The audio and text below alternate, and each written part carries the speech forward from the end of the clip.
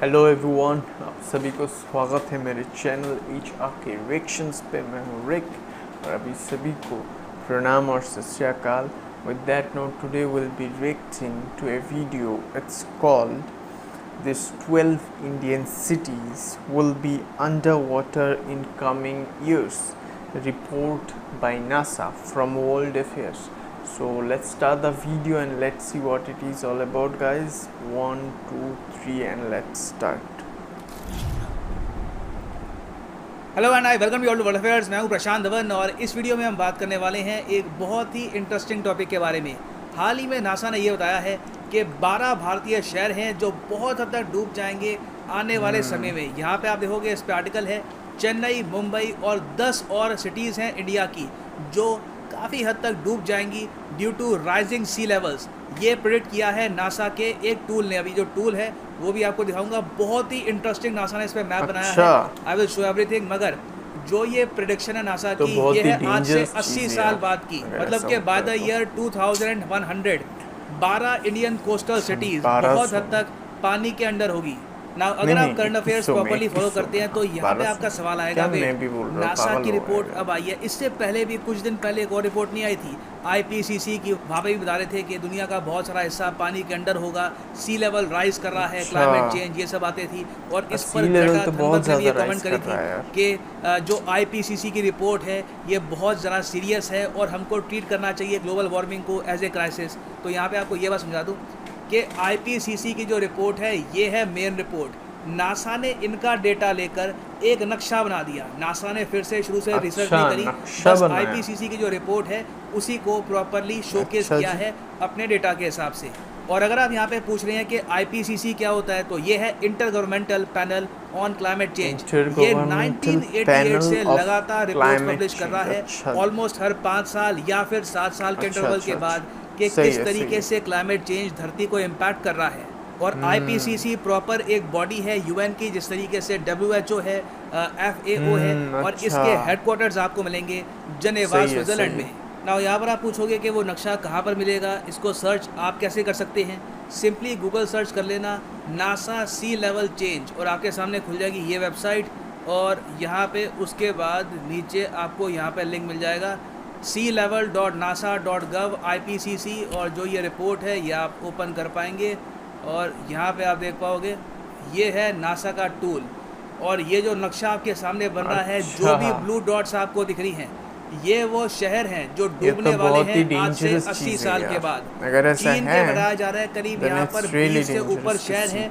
मैं सारा data China का अभी आपको बता नहीं सकता क्योंकि अभी भी बहुत सारा डेटा यहाँ पे हो रहा है अपडेट। मगर ओवरऑल अगर मैं बात करूँ तो चाइना की बहुत सारी सिटीज़ हैं जो डूब सकती है। इंडिया की अगर हम बात करें तो हमारा ईस्टर्न कोस्ट और वेस्टर्न कोस्ट दोनों जगह बहुत सारे शहर हैं जो काफ़ी हद तक सबमर्ज्ड होंगे, मतलब कि इनका बहुत सारा एरिया रहने लायक नहीं होगा। ओवरऑल हमको अपनी जो कॉलोनीज़ हैं, जो हमारे घर हैं, ये और पीछे धकेलने होंगे in the next 80 years. For example यहाँ पे आप देखोगे, आपको दिखेगा मुंबई में ये बता रहे हैं कि ओवरऑल सी लेवल उठने वाला है 0.58 मीटर। फिर उसके अलावा यहाँ पे आप देखोगे गुजरात के 2 शहर हैं, फिर यहाँ पर है कांडला। फिर नीचे आप अगर यहाँ पे जाओगे तो आपको दिखेगा यहाँ पर मैंगलोर। जी हाँ, मैंगलोर भी डूबने वाला है। मगर सबसे ज़्यादा ख़राब यहाँ पर स्थिति होने वाली है कोचिन की। उसके अलावा इन्होंने स्पेसिफिकली यहाँ पर मेंशन किया है चेन्नई की और कोचिन की स्थिति यहाँ पर काफ़ी ख़राब होगी। बहुत सारा एरिया यहाँ पे आपको मिलेगा सबमर्ज्ड। और जो ये इम्पैक्ट है ये इवन विशाखापट्टनम भी यहाँ पर फेस करेगा। और भारत के आसपास के जो देश है वहाँ पर भी आप देखोगे इसका इम्पैक्ट महसूस होगा। कराची में ये कह रहे हैं कि 60 मीटर्स तक पानी काफ़ी हद तक ऊपर हो चुका होगा। कराची में आपको ये बता दूँ पाकिस्तान की मोस्ट पॉपुलेटेड सिटी है। उसके अलावा आप अगर देखो तो ऑलमोस्ट जापान का ये बता रहे हैं कि 10 to 15% एरिया ये हो जाएगा अंडर वाटर। ये एक बहुत ही कंजर्वेटिव एस्टिमेट है। अगेन मैं बोलूँगा यहाँ पे मैप अपडेट की ऑप्शन है, डेटा ये लगातार अपडेट कर रहे हैं। हो सकता है कि बाद में कुछ महीनों बाद जापान की स्थिति और ज़्यादा सीरियस भी ये बताएं। फिर और जगह आप अगर देखोगे तो ग्रेट ब्रिटेन, इनके तो देखिए बहुत सारी लोकेशंस है यहाँ पर जो आपको सबमर्ज मिलेगी। अब फॉर एग्जांपल यहाँ पे अगर मैं क्लिक करूँ, पोर्ट्समाउथ बहुत ही इनका एक फेमस कोस्टल शहर है। 0.64 मीटर ये होगा सबमर्ज पानी में, बहुत ज़्यादा इस पर इम्पैक्ट होगा। और फिर कई और इनके यहाँ पर कोस्टल शहर है जहाँ पे आपको इम्पैक्ट मिलेगा। स्वीडन में इसका काफ़ी इम्पैक्ट होने वाला है। US में आप अगर देखोगे तो इनका अगर देखा वेस्टर्न जाए, कोस्ट और greenery ईस्टर्न इनका कोस्ट में काफ़ी सारा जो नहीं एरिया के है ये बराबर डूब है। जाएगा। So, फ्लोरिडा जो इनकी इनके स्टेट है ऊपर यूएस हम की, कुछ यहाँ कर पर नहीं बता रहे हैं कि काफ़ी डैमेज होगा। कैलिफोर्निया की जो स्टेट है वहाँ पे कई लोकेशन है जहाँ पर 0.71 मीटर का जो एरिया है ये सबमर्ज होगा, तो यूएस को भी होगा इससे काफ़ी नुकसान। तो ओवरऑल देखिए, जो भी कंट्री जिसकी कोस्टल लाइन है उनका एरिया इन द फ्यूचर कम होने वाला है। कई देश हैं ओवरऑल जिनका लैंड पहले था उतना ही रहेगा, फॉर एग्जांपल नेपाल है। बिल्कुल उसके बिल्कुल अलावा बहुत बिल्कुल सारे जो यार। सेंट्रल एशियन कंट्रीज हैं, उज्बेकिस्तान, मंगोलिया, कजाकिस्तान, उनको कोई इतना फर्क पड़ता नहीं है। रशिया को भी आप अगर देखो तो ज़्यादा इससे इम्पैक्ट होगा नहीं। अफ्रीका के यहाँ पर कई देश हैं उनको भी यहाँ पर इम्पैक्ट नहीं होगा। लकीली यहाँ पे आप देखोगे ये जो रीजन है ना गल्फ का, यहाँ पे इम्पैक्ट ना के बराबर होगा। कतर, सऊदी अरेबिया, यूएई, बहुत इनको कोई इम्पैक्ट महसूस नहीं होने वाला है इसका ना। यहाँ पे आप पूछोगे ये कैसी नाइंसाफ़ी है कि हमारे यहाँ पानी का लेवल बढ़ जाएगा मगर यहाँ पे दिक्कत नहीं आएगी। कुछ लोकेशंस है जहाँ बिल्कुल पर आपको नाइंसाफ़ी वाटर है। लेवल राइज ज़्यादा दिखेगा, कुछ लोकेशंस है वहाँ पे कम दिखेगा। और नासा ने इस पर एक प्रॉपर वीडियो भी बनाई है जो मैं आपको दिखाना चाहता हूँ। तो यहाँ पे आप देखोगे ये नासा की बहन यहाँ पे समझाएगी कि यहाँ पे इशू क्या है। Rising. Greenhouse gas emissions cause our planet to warm, and Earth's oceans absorb about 90% of the excess heat. तो आपने एक लाइन यहाँ पर सुनी, धरती के जो ओशंस हैं ये 90% जो एक्सेस हीट आएगी सन से वो ये एब्जॉर्ब करेंगे। जब आपके ओशंस वार्म हो जाते हैं तो आपको मिलेंगे साइक्लोन्स, टॉर्नेडोज। उसके अलावा एंटार्क्टिका और आर्टिक में जो आपकी आइस शीट है वो भी यहाँ पर पिघलनी स्टार्ट हो जाएंगी। यहाँ पे आप देखोगे बिल्कुल बेटे बिल्कुल। The molecules of ocean water expand. The seas are making their way. और उसका कारण क्या है मैं Since वीडियो 1880, ख़त्म होने के बाद sea levels have बताता risen हूँ। about 8 to 9 inches. But the seas don't And rise why it is uniformly. happening I know seas that. Don't rise uniformly. कई लोकेशंस हैं जहाँ पर सी लेवल राइज आपको ज़्यादा दिखेगा, कई लोकेशंस हैं वहाँ पे आपको कम दिखेगा। Some places are at higher risk for flooding, and sea levels are rising faster as time passes. Right now, sea level is rising बहुत ही about बुरी 200 हालत है यार, meters बहुत per he. year, 30% faster than in 1992. Here at NASA, we're using satellites like the new Sentinel-6 Michael Freilich.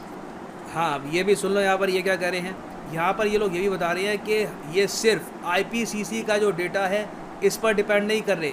NASA आज के समय खुद की भी अच्छा। सैटेलाइट्स लॉन्च कर रहा है जिससे ये कोशिश कर रही है कि इन द फ्यूचर ये खुद का भी डेटा इकट्ठा करे। अब ये लोग क्या करते हैं, ये फोकस करते हैं प्राइमरली अंटार्कटिका और आर्टिक में, और यहाँ पर ये देखते हैं कि किस अच्छा। तरीके से जो वार्म ओशन करंट है ये आइस को पिघलाती है। समझाता हूँ, ये आपके तो सामने ही बहुत अच्छी बुरी इमेज चीज़ है। यार। ये यहाँ पे सन है, सन की जो रेज हैं ये लगातार यहाँ पर जो आप कह सकते हैं एक आइसबर्ग है इसको पिघला रही है। उसके अलावा जो ओशन का पानी गर्म हो गया है तो ओशन का जो गर्म पानी करंट के साथ बहेगा वो नीचे यहाँ पर जो आइस शीट है इसको भी पिघलाता रहेगा। तो यहाँ पर बर्फ़ ऊपर से और नीचे से दोनों तरफ से लगातार पिघल रही है, इसलिए आप देखोगे rapid sea level rise all over the world. और नासा इसको मॉनिटर करेगा 2 सैटेलाइट से। ये है जुड़वा सेंटिनल-6 सैटेलाइट्स। यहाँ पे आप देख पाओगे ये अच्छा, इसकी फोटो है। Sentinel-6 2020 में इसको लॉन्च अच्छा। किया गया था और नासा का प्लान ये है कि इन द फ्यूचर इससे भी ज़्यादा प्रॉपर तरीके से एक 3D मैप बनाएंगे जिससे टोपोलॉजी भी आप देख अच्छा। पाएंगे और आप समझ पाएंगे कि किस तरीके से वाटर लेवल धीरे धीरे हर कंट्री के कोस्टल एरिया के आसपास राइज कर रहा है। अब यहाँ पर आप पूछेंगे वाह। कि आप यहाँ पर क्या कर सकते हैं एज एन इंडिविजुअल इस सब को टालने के लिए। देखिए, टालने का तो पता नहीं मगर डिले कर सकते हैं हम इसको काफ़ी लंबे समय तक। और इसमें ऑफ कोर्स गवर्नमेंट्स का तो रोल अपना है ही कि पेरिस क्लाइमेट एग्रीमेंट को बिल्कुल, प्रॉपरली बिल्कुल फॉलो है। करो, ओवरऑल ग्लोबल एवरेज टेम्परेचर को राइज ना होने दो।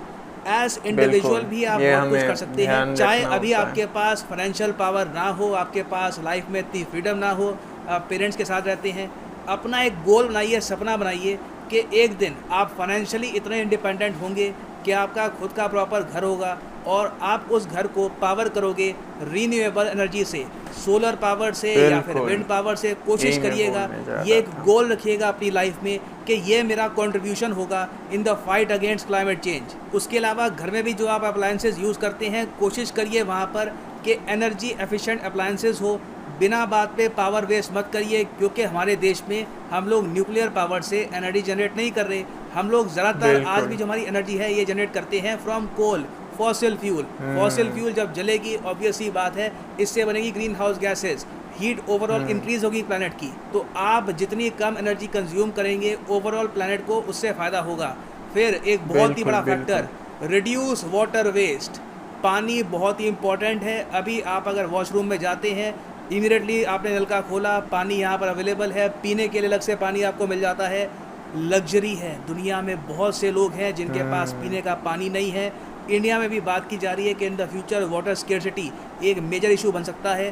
तो अभी के लिए बिल्कुल पानी की यार, वेस्टेज बहुत कभी भी ही- मत करिएगा। बहुत ही ऑलवेज ज़्यादा try to scarcity। Save water. और फ्यूचर में तो मैं ये भी कहूँगा आपको कि अगर आप कार परचेज़ करना चाहें, स्कूटर परचेज़ करना चाहें, तो वहाँ पर सोचिएगा इलेक्ट्रिक व्हीकल के बारे में। अपनी जो भी ऑप्शंस हैं उनको ध्यान में रखते हुए, जो बिल्कुल। आपके पास फाइनेंसेस हैं, जो आपकी नीड है, उसके हिसाब Undoubtedly। से कोशिश करिएगा और ये कि होना भी अगर आप चाहिए अपना यार। कार्बन फुटप्रिंट रिड्यूस कर पाएँ, दैट विल मेक। चलो, तो यहाँ पे वीडियो ख़त्म होता है। So first thing what I would say is that global warming क्यों हो रहा है और पानी का लेवल वो राइस क्यों हो रहा है, उसका कारण क्या है? उसका कारण यही है यार कि जितना भी इस पृथ्वी पे, इस अर्थ पे 71% is only water, but other than that rest of the land in which humans are living, वही लैंड है जहाँ पे हम लोग घर बना रहे हैं, बंगलो बना रहे हैं। और यूएसए बोल लो, यूके बोल लो, इतने सारे जितने भी देश हम लोग देख रहे हैं, they are making big big 5 star 10 12 32 52 70 floors वाले जो बिल्डिंग वो लोग बना रहे हैं, उससे बहुत ही ज़्यादा एनवायरनमेंट को क्या बोलते हैं, अफेक्ट हो रहा है। एनवायरनमेंट को कैसे हो रहा है एनवायरनमेंट को अफेक्ट? आज से 100 साल पहले, ठीक है, वर्ल्ड में ग्रीनरी का परसेंटेज क्या था और आज क्या है? If we go and see its comparison, it's really disturbing to see. ज़मीन आसमान का फ़र्क है। पॉपुलेशन इतना बढ़ रहा है और लोगों को घर रहने के लिए चाहिए, बड़ी बड़ी इमारतें बना रहे हैं, लेकिन कैसे? पेड़ों को काट के। सो डिसबैलेंस तो होगा। अगर आपका पॉपुलेशन आप अगर स्टेगनेंट रखते हो और वहाँ पे पेड़ वेड़, जिन स्टेट्स बोल लो या जिन कंट्रीज़ के उन इलाकों में जहाँ पे मैप या सैटेलाइट के ज़रिए हम लोग देख सकते हैं कि उस जगह पे हीट जो है सबसे ज़्यादा है, उन एरियाज़ पे हम लोग पार्क्स जैसा बना सकते हैं। और 1 लाख 1.5 लाख जैसे वृक्ष जैसे जो पेड़ होते हैं ना, जो ज़्यादा ऑक्सीजन छोड़ता है, वैसे चीज़ भी हम लोग कर सकते हैं, लगा सकते हैं वो सारी चीज़, सो दैट उस एरिया के जो ऑक्सीजन का वो क्या बोलते हैं, नीड को, सन को प्रोवाइड कर सके वो सारे एरियाज, ठीक है। तब क्या होगा, उस कंट्री से वो सब रिड्यूस हो जाएगा। और नई टेक्नोलॉजी निकल रही है इलेक्ट्रिक का, और इलेक्ट्रिक ही हमें जाना चाहिए। इलेक्ट्रिक के साथ सिर्फ इलेक्ट्रिक कार्स, बाइक्स, बसेस पे नहीं होना चाहिए, बट ऑल्सो जो कह रहे थे क्या ग्रीन फ्यूल चल रहा है या क्या कोल से चल रहा है, उसको भी हमें रिन्यूएबल करना चाहिए। उससे क्या होगा, वो जो एक कंट्री होगा उसकी जो क्या बोलते हैं पोल्यूशन लेवल हो, धीरे धीरे करके रिड्यूस होगा। और रिड्यूस होने के बाद जब हम लोग पेड़ और ज़्यादा लगाएंगे, वो फिलअप करेंगे, वो जो गैप्स इतने सालों से थे उनमें, उन गैप्स को फिलअप करेंगे और उस एनवायरनमेंट को और ज़्यादा सूदिंग बना देंगे। उससे अगर हम करते, उससे बहुत, सिर्फ ऐसा नहीं कि इंडिया ही करेगा, India is also contributing to much to that, but अगर सारे कंट्रीज़ एक साथ ना आके, एक साथ इनिशिएटिव नहीं लेते, सो इंडिया कुछ नहीं कर सकता उसमें, ठीक है। एक कंट्री अपना बेस्ट दे रहा है, लेकिन उसके बाकी जो 10 कॉम्पिटिटर्स है, अगर वो भी सही ढंग से रिएक्ट ना करे उन सिचुएशंस के लिए, उन प्रॉब्लम्स के लिए सही सॉल्यूशन ना ईजाद करे, तो कुछ नहीं किया जा सकता। इट्स देयर फॉल्ट एंड उनको भुगतना पड़ेगा उन कंट्रीज़ को। And undoubtedly I could say India is far ahead of countries like USA and UK. जहाँ पे ग्रीनरी कुछ है ही नहीं। अफ्रीका पे है क्योंकि वहाँ पे फर्स्ट ऑफ ऑल वहाँ पे अंडर डेवलपमेंट है, वहाँ पे उतना कुछ डेवलप्ड हुआ ही नहीं, और वो लोग पेड़ वेड़ भी नहीं काटते, वो पूरा नेचुरल जीवन जीते हैं। सो उनके लिए कोई प्रॉब्लम है नहीं। प्रॉब्लम किन कंट्रीज़ के लिए, यूएस जैसे, चाइना जैसे, इंडिया जैसे कंट्रीज़ के लिए इसलिए है क्योंकि उनका कोस्टल लाइन ज़्यादा एक तो मिलता है ज़्यादा, और उसके ऊपर से आप इतना पेड़ वेड़ काट रहे हो, इतना एनवायरनमेंट को नुकसान पहुंचा रहे हो, वो जितने भी पेड़ काट रहे हो उनका गैप कौन फिलअप करेगा। सो इसके लिए हीट भी बढ़ रहा है, और उसी हीट के कारण वो जो आर्टिक ओशन, पैसिफिक ओशन में जो है ग्लेशियर्स, उनको पिघल रहा है, और उनके पिघलने से वो पानी का लेवल भी बढ़ रहा है। So it's a really dangerous thing.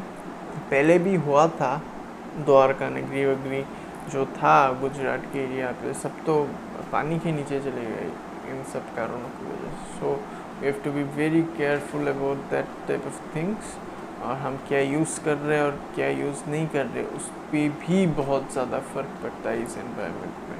So we have to think about it and invest on our future which is brighter rather than investing on something which will give us loss in future। ऐसा हमें नहीं करना चाहिए। Upcoming generations के लिए हमें सहूलियात पैदा करना है rather than giving them a terrible life to live their lives at that planet। Okay, so with that note, I hope you guys have enjoyed my reaction, guys. See you on the next one. Don't forget to like, share and subscribe the channel, hit the notification bell, and I will see you on the next one. See you guys.